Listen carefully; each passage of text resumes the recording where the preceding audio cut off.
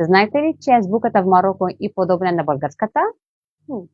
Колко интересно! Днеска ще говорим за факти за Марокко. В Марокко има две основни етнически групи. Арабите, дошли от Азия, и берберите или амазигите, които са историческите жители на Северна Африка. Цивилизацията на амазигите е съществувала преди арабите и римляните.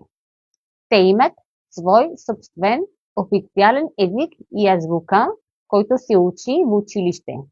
Те имат собствено знаме и се борят за независимост от много години. Те имат свой собствен календар, който е подобен на Григорианският календар и празнуват новата си година на 12 януари. В момента са в 2975 година. Традиционалната берберска дреха изглежда така. Забратката е много подобна на българската. До поколението на баба ми всички берберски жени са си татуирали лицетата, защото това е било знак за красота.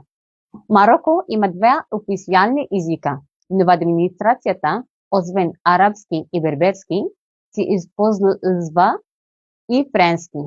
На север се говори и испански, поради испанската колонизация. Ако ви харесва, скоро ще има още.